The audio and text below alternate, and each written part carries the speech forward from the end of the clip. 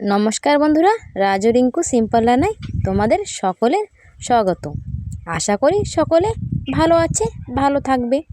আমিও ভালো আছি। আজকে একটা অনেকই টেস্টি রেসিপি তোমাদের সঙ্গে শেয়ার করব।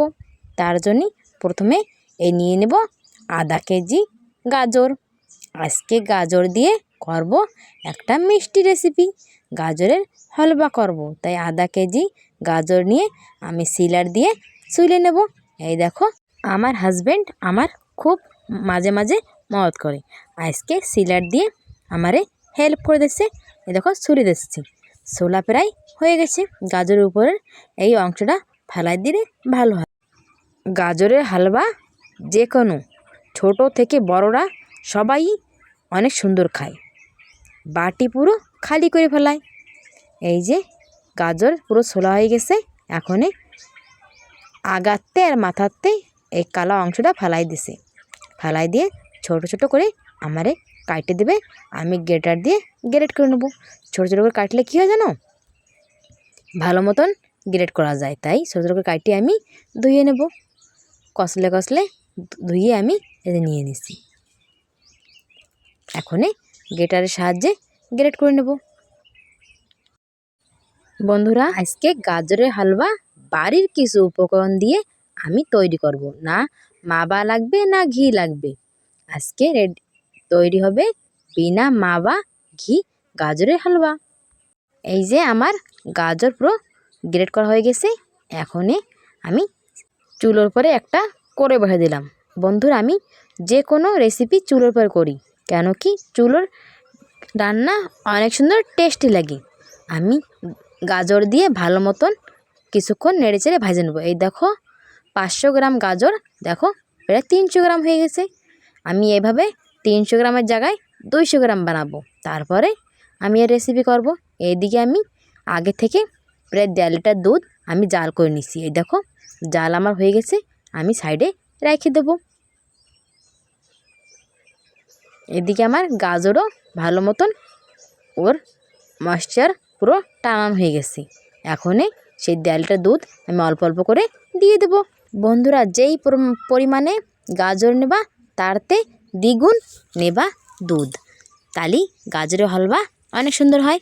আমি আধা কেজি গাজর নিছি, সেই জায়গায় আমি 1.5 লিটার দুধ নিছি, যার কারণে অনেক সুন্দর টেস্টি হবে।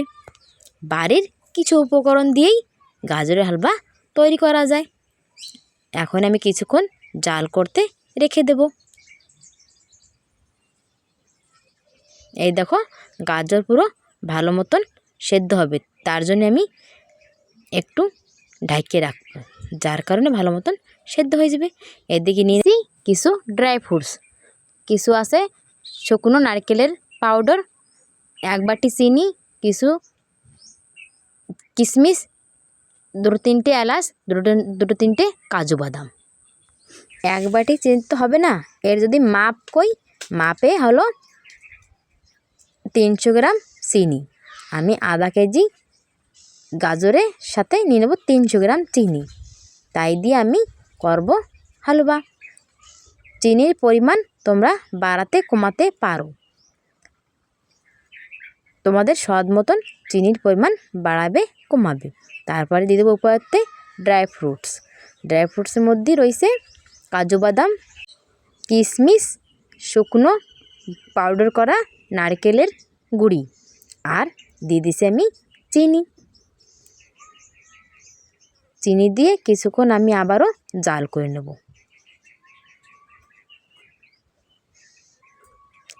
যত সময় চিনি এই দুধের সাথে মিশে না যায়, মেল্ট না হয়ে যায়। এই যে মেল্ট হয়ে গেছে, এখন আমি আবারও কিছুক্ষণ জাল করে নেব। স্বাদ ব্যালেন্স করার জন্য আমি দিয়ে দেবো অল্প একটু লবণ।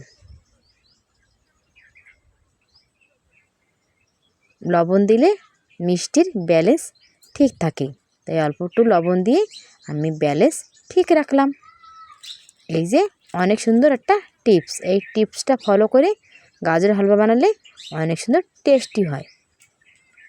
রেডি আমার গাজরের হালুয়া। নামাইয়ে একটা বাটিতে উঠাই নেব। এই দেখো, রেডি আমার গাজরের হালুয়া।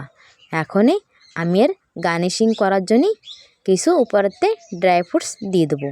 প্রথমে দিয়ে দিলাম কিছু কিশমিশ, তারপর দিয়ে দিছি কাজু বাদাম। কাজু বাদাম দিয়ে সুন্দর গার্নিশিং করে নেব।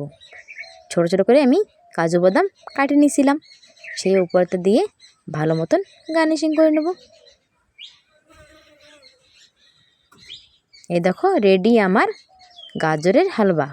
অনেক সুন্দর টেস্টি লাগে, খুবই টেস্টি লাগে। বন্ধুরা, ভিডিওটা যদি ভালো লাগে বন্ধু বান্ধব পরিবারের ফ্যামিলি সবার ধারে শেয়ার করবা, আর কমেন্ট করে জানাবা যে কেমন হয়েছিল। ভিডিওটা যদি ভালো লাগে লাইক শেয়ার সাবস্ক্রাইব অবশ্য করবে। এখনই আমি এক ছোটোটা বাটিতে আমার হাজব্যান্ডকে দেব।